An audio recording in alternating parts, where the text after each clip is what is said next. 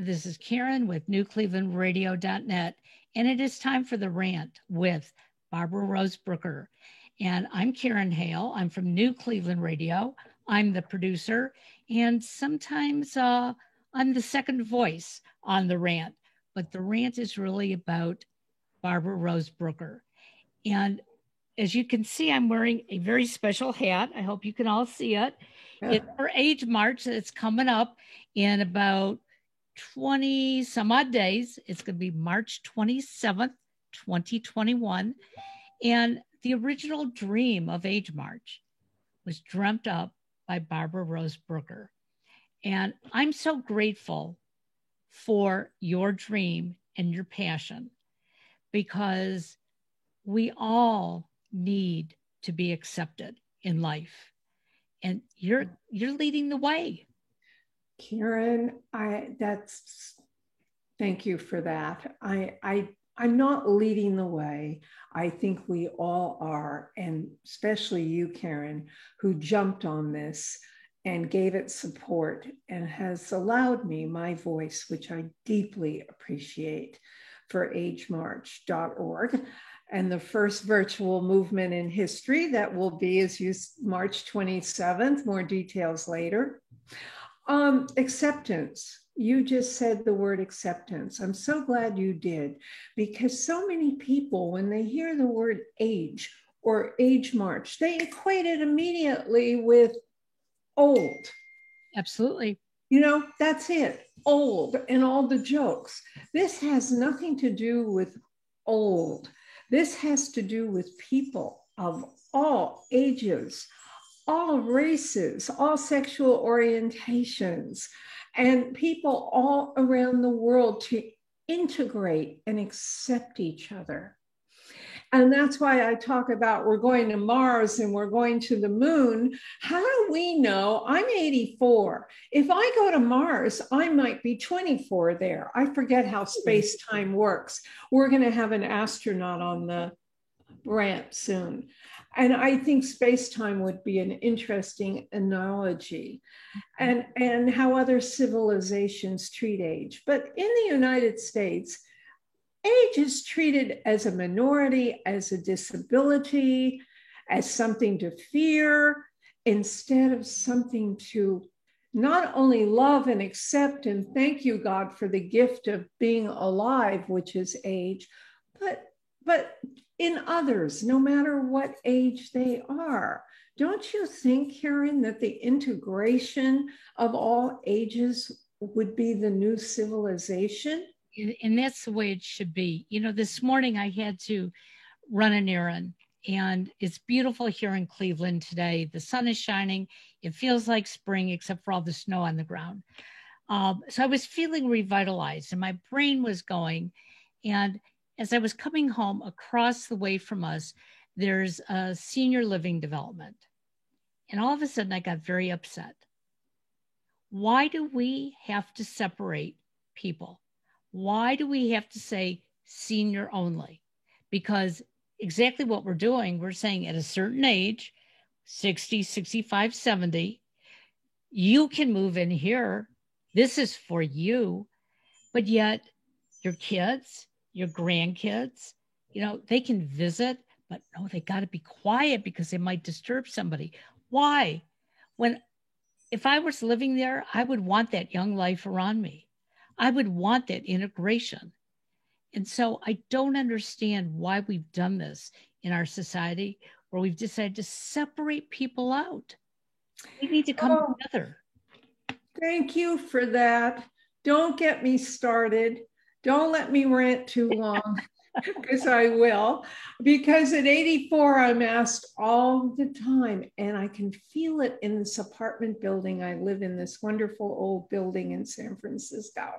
Well, there's some wonderful assisted living places you might like, you know, that kind of thing. Why, Karen? You're right. Do we separate people, categorize them like labels on plants? And to me, that's age discrimination.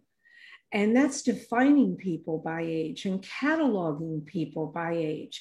And I think first acceptance and appreciation of our age and ourselves, love ourselves, our inner selves, then of others of all ages. Open up the workforces for people who are in their 90s even, or wherever, who want to work or can work online or wherever, and stop separating people. We do this in our country. Too. And to me, it's very sad. You know, in other countries, they don't do it as much, but they do here. Well, you know, last night, when you were Zooming, podcasting, whatever you want to call that, from the Commonwealth of San Francisco, and the Commonwealth Club did an excellent job.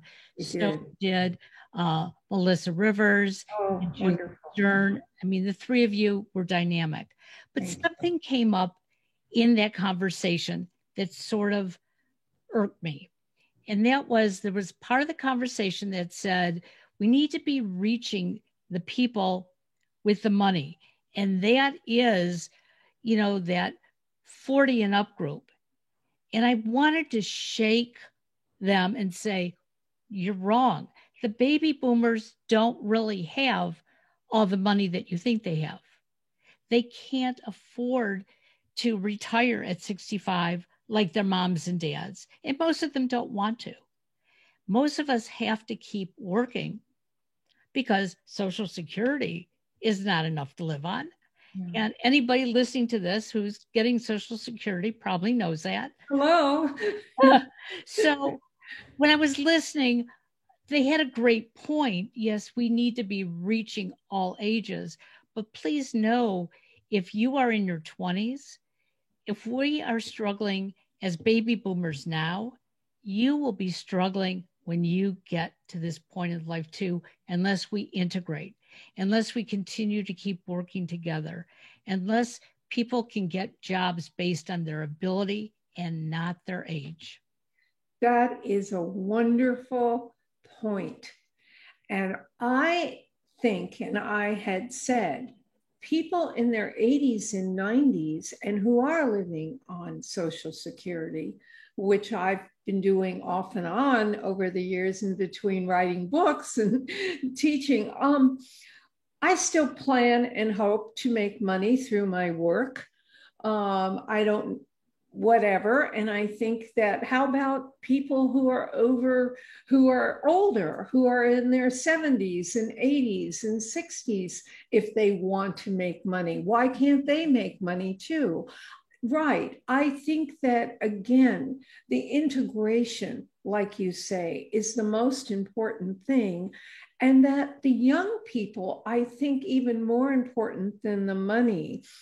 And I think they may have meant this point. The young people now are the new future and the new civilization. If they can carry this message of integration, integrating and living and working with all ages, it will be a new civilization. Absolutely. Where everyone, if they want to, will be making money, not just this group of baby boomers. I think it's meant more that way. And wouldn't that be a wonderful thing? But we have to first own our age, and we have to first stop fearing our age and stop the age shaming. Absolutely. You know, we talk about discrimination by color, you know, our race, our sexuality, but age inhibits all of us, no matter what our race, what our sexuality, because we're all at different ages. And when you talk to people, a lot of times they'll say, well, I've never been discriminated against because of my age. And I say that you're lucky, because both my husband and I lost our jobs within 2 years of each other. Amazing. Working in higher ed, because somebody thought that, wouldn't it be nice if you retired? Well, don't make that choice for me. You know, what you said is, they said, we've never been discriminated by age. I've heard that too. Yes, they have. but they're not aware of it because it's systemic ageism. It's like systemic racism. As white people, I used to say, we all did, well, I'm not prejudiced. I'm not this. Our best friends are, that sort of thing. Of course we are. We have white privilege. We inherited this. Now, the thing we have to do now with age and racism is to look at ourselves, listen to ourselves, be thrilled with our age. It's a gift, because happy birthday every moment. All of us is aging. Absolutely. Every moment. This means life. Why is it such a big issue, Karen? Why is it such a big issue? And like Melissa said last night, or Julie said, why hasn't age still been at the forefront as a movement before? Yes, we have books, How to Be 40, or Women Over 50 and Women Over 60. And yes, they were fine in their time. But now I really think we have to even stop that. How about all of us? I don't think we have to be defined by, agree with you that it's not about being 40 or 50 or 60. It could be about being 21. And the young, yes, being 90. My father always started his day looking in the mirror, and he'd yell, "Good morning, handsome. It's a beautiful day." And my dad believed that it was better to be a day older, because if he didn't get a day older, that meant he was 6 feet under. And that's so simple and so true. And so that's how I grew up. It was like, I can't wait till my next birthday, okay? Because I can say, hey, I made it one more year. But you're right. The people around us, make those presumptions. I started getting gray hair when I was 19. Mm-hmm. So I started coloring my hair. What kid at 19 wants gray hair? Kids today do. But now I was growing up. Yeah. So, I grew up, I didn't want to look old because I felt young.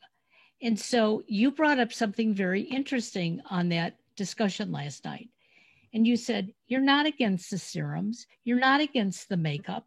You're not against any of that. If we want to enhance ourselves, go for it. Absolutely.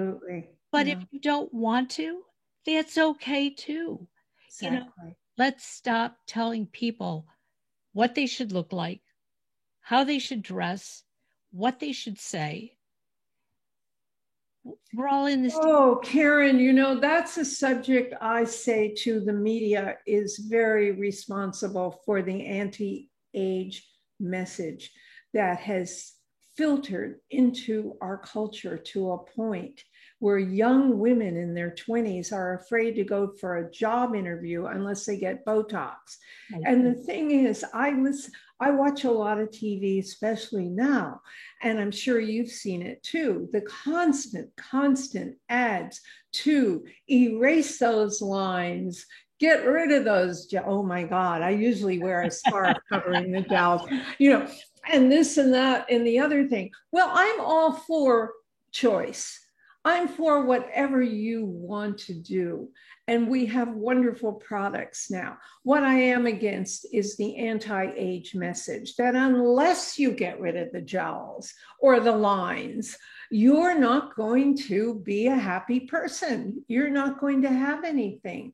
They're constantly saying, erase those lines. It's like, if you want to, fine. But how about the people who don't want to? Then they get depressed and marginalized. And so it has a bad snowball effect, this anti-age message. We must legislate. We must legislate against using terms like anti-age, age appropriate. I say be age inappropriate. We legislated, thank God, against the N word, which should have been done decades ago. Absolutely. And other things. But there's a lot of terms, cougar, or old woman, or somebody working in a market will call me sweetie and talk baby talk because he sees I'm an older woman. It's not his fault. He's been programmed this way. Right. And the young, I just want to say one more thing addressing the young. I love the young. I love the young. I learn from the young. They have a vision that I haven't been on that mountain that they have been on. They can see a lot. So when they say they don't have wisdom, oh, that's not true. Listen to the young. They have enormous wisdom. And I think we put them down a lot. We either call them proteges if they're, do something that's extraordinary, or they're not old enough for this. Just like they say, we're not young enough for this. Absolutely. This is discrimination. And age is just as important an issue as anything else, because age is who we are. It's not just a number, it's who we are. Absolutely. And that's when you say acceptance, Karen, thank you. As I'm looking at your hat, I'm going to wear mine next time. I wore the colors of the Age March today. But which should be pink, but I see it's a little orange. But I think that's really what the movement is about. And there's confusion on it because people will say to me, oh, I'm so glad someone's finally helping us old people with the Age March. And I said, but you're not an old people, you're a person, and it's not just for your age. Oh, really? They say, but you see the word age equates. Right, exactly. Well, last night, I'm not sure if it was you or Melissa who announced who our sponsor is for Age March. I said Revitalash. Yes. Revitalash. And yes. Somebody in the comments section said, well, isn't Revitalash about being young? And I wrote back, no, it's about enhancing yourself. And that's your choice. First thing I do every morning. Now, I've been working out of my studio for the last year. Yes. Very rarely go out of the house. But every morning I do put on makeup because I feel better with it on. Me too. And I do my eye makeup. Mm-hmm. And that's important to me. And if I could have big, luscious eyelashes, I would love it, except my eyelashes are always itching. And so nothing seems to work. Very red today. But again, I am so grateful to Revitalash for being a sponsor. And again, most of these cosmetics are personal choices. What people don't understand. This is true, but what people don't understand about Revitalash, it's not just beauty. And they have a serum that you put on your eyelashes and your eyelashes grow. Right. And the president of Revitalash, because his wife was dying from breast cancer, he developed this serum to grow and to make her eyelashes pretty, and her eyelashes started growing.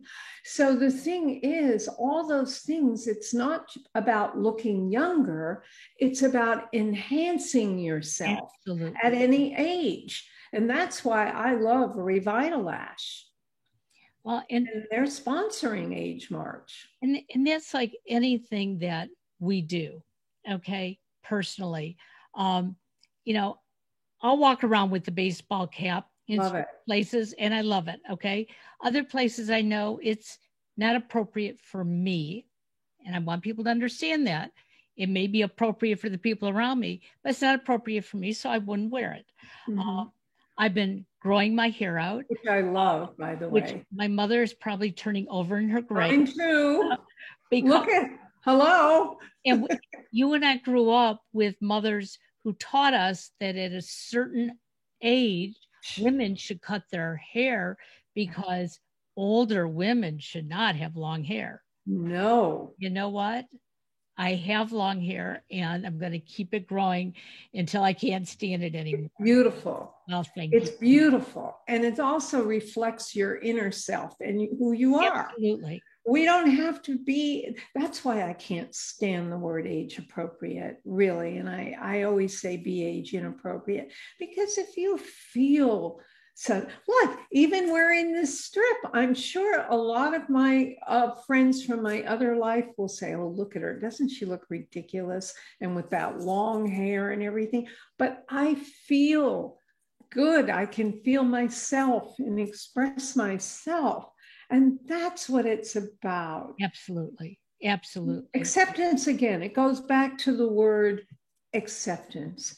So, Karen, I really hope that people who are listening, your audience, and all the social media that's going out right now about this first virtual age march in history on March 27th, which they can watch on Facebook Live and Instagram Live, 1 o'clock PST. That's, I get mixed up. That's Pacific. You're right. Pacific time. You're right. Pacific time, yes.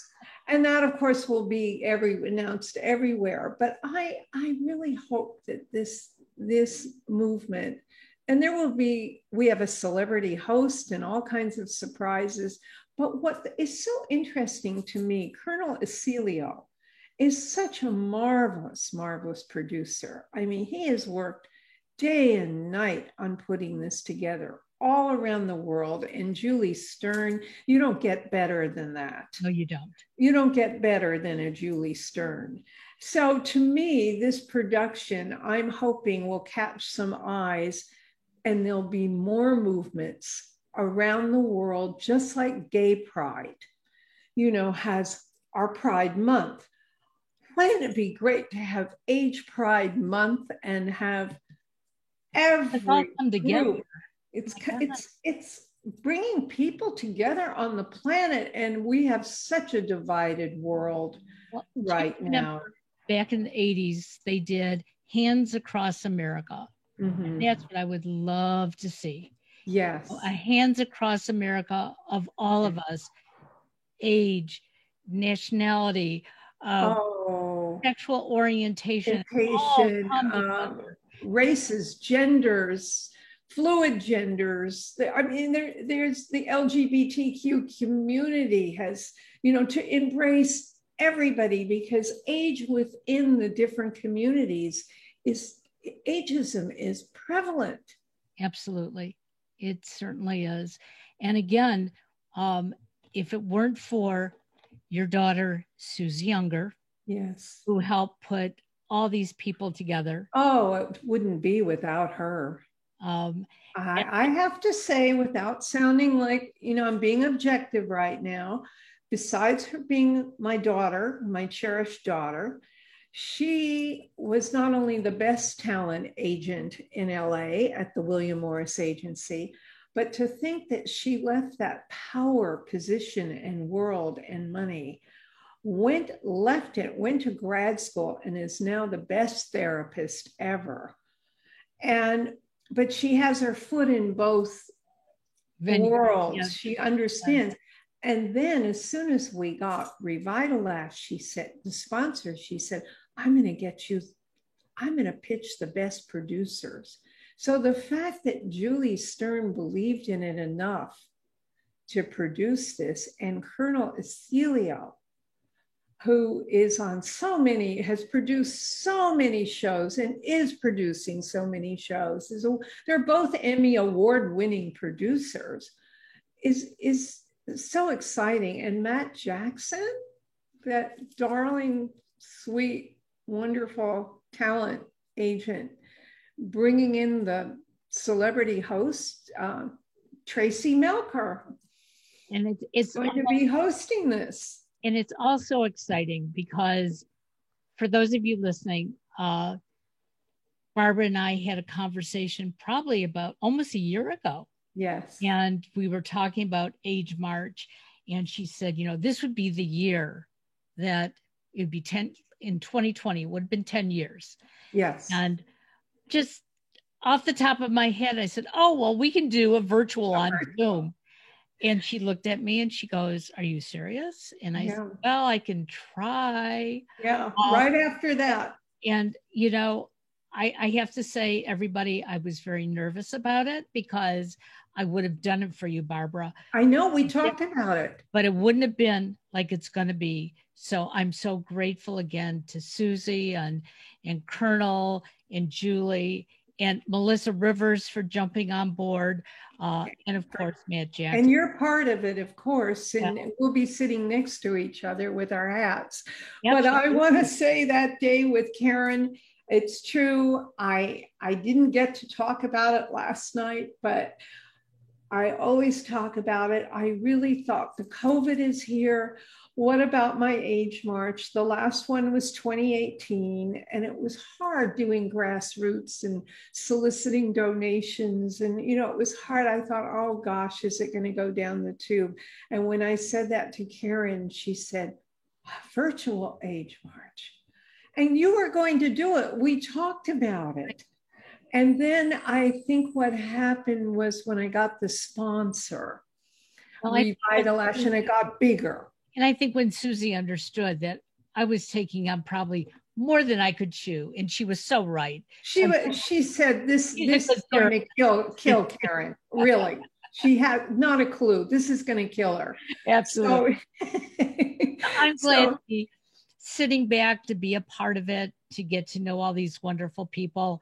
And I want everybody who's listening today, go to agemarch.org, sign up for Age March, be part of this magnificent event, which is really just the beginning of our future. Thank you for that, Karen.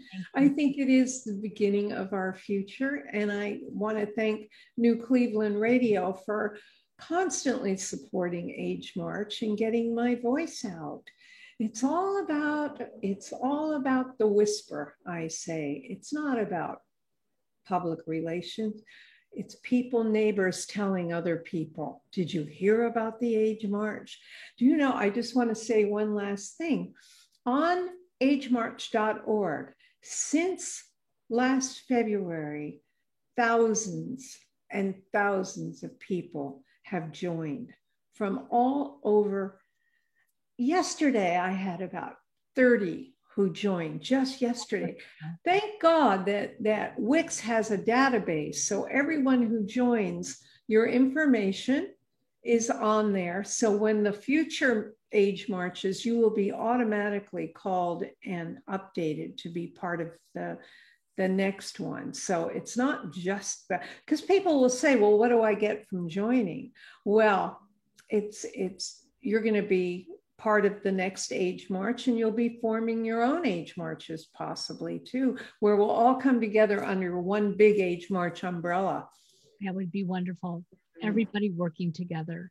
I love it, Karen. Thank you so much. Thank you. And have a wonderful day. You too. And, you know, enjoy the San Francisco sunshine coming through the window. I can see it. Yes, I'm going for a walk now. Sounds wonderful. Have a great day, everybody. You too. Bye-bye. Bye.